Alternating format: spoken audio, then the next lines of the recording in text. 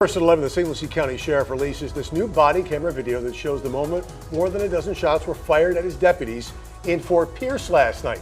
During the chaos, the sheriff says deputies then fired shots at a man who had nothing to do with the initial gunfire. Good evening, I'm Todd McDermott. And I'm Felicia Rodriguez. Thank you for joining us. Our Tara Jakeway joining us live in the studio tonight. Tara, you just spoke with a local former FBI agent about the lesson he says should be learned here. Todd and Felicia, that's right. We first brought you the visuals of the scene in Fort Pierce last night on 17th and Avenue K. The corner deputies were patrolling after countless tips poured in about nearby gang activity.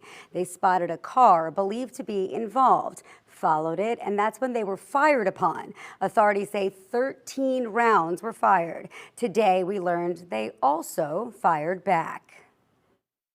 This footage captures the moments someone fired shots at St. Lucie County deputies Wednesday night.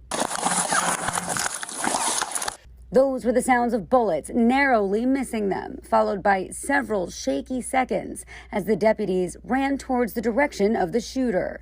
When they spot a figure, this directive. Stop right now! Move your hands! But according to investigators, the individual who was walking on the sidewalk at the time did the opposite, turning towards the deputies. Stop your hands! That shot, fired by one of the deputies, did not hit the man they considered a threat.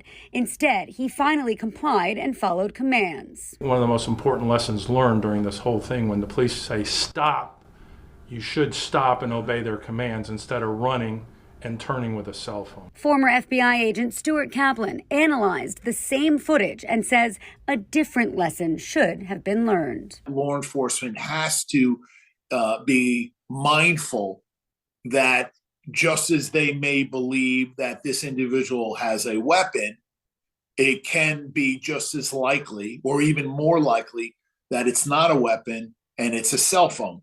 But Kaplan also recognizes the situation the deputies were put in. They believe the individual that they were in pursuit of may be in possession of a weapon. Obviously, this chase is taking place at night. Obviously, it's low lighting conditions.